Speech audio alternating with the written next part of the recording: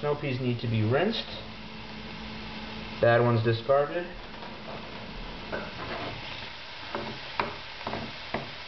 Cut them in half, and you can do that by putting them in a vague line like this. You can cut them individually by half if you're a perfectionist, but if not, get them in a line and just go down the middle. There you go. Little mushrooms.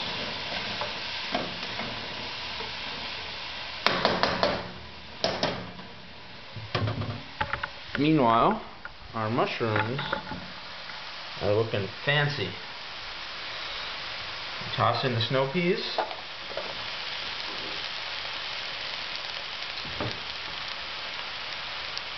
Toss a squirt of soy sauce.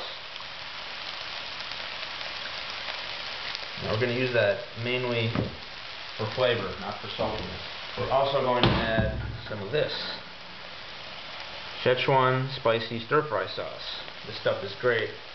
You just pour in about maybe a tablespoon or so, a big tablespoon.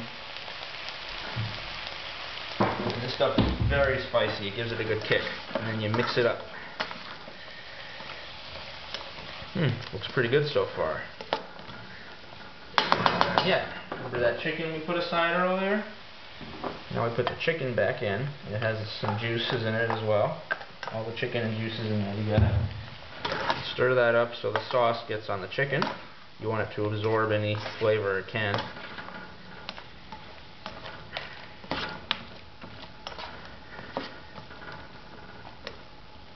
All the new ingredients have kind of reduced the overall temperature of the dish, and they've added some liquid to it. So now it's going to simmer slowly. You can hear it.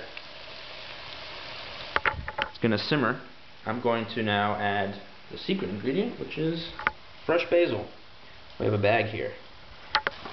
And then I'm going to just take off the leaves and put them into the dish. Take off the leaves. You want to avoid taking off the stems.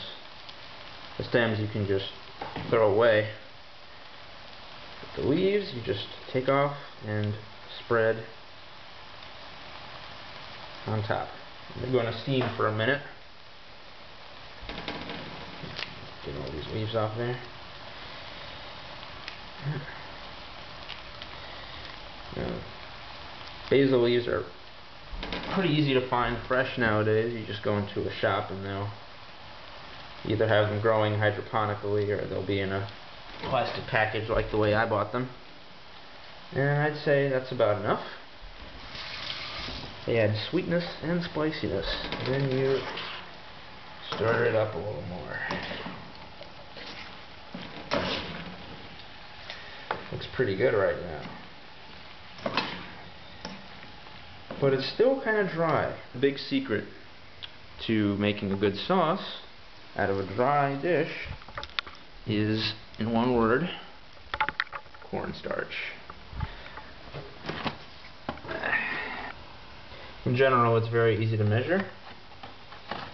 You take a big teaspoon, put it into a cup,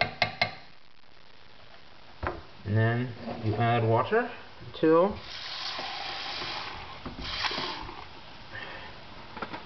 you have enough, and then you mix it up. And add about as much water as you like sauce.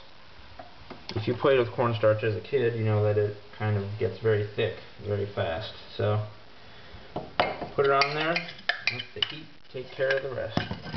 Watch what happens to the sauce we added as it heats up.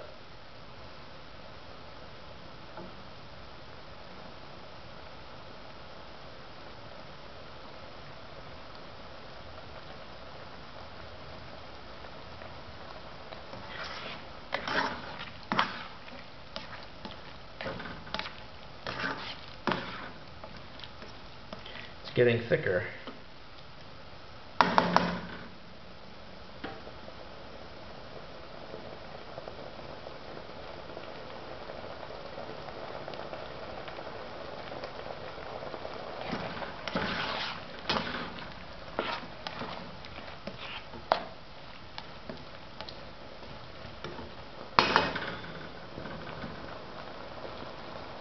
As it heats, it thickens up, becomes darker, more opaque, generally becomes a thick, gooey gravy as opposed to the watery soup it was before. And when it looks about right to you, as it does to me, turn off the heat and put on a lid and let the residual heat take care of the rest. This can sit for a while. So after salting the stir fry to taste, you want to make some basmati rice.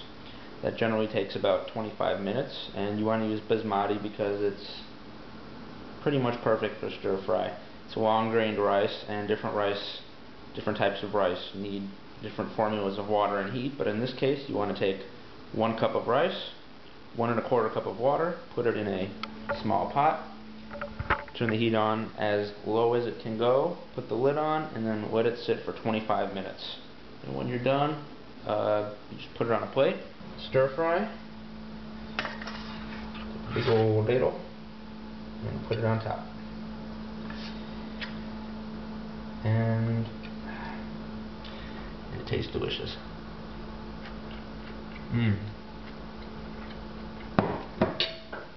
That's nice.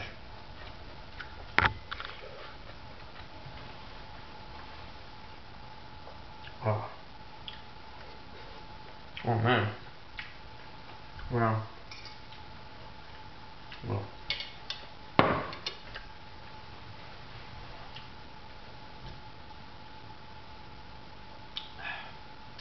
So I hope you enjoyed this episode of College Cooking, or College Cook. I don't remember what I called it. But stay tuned, there'll be more.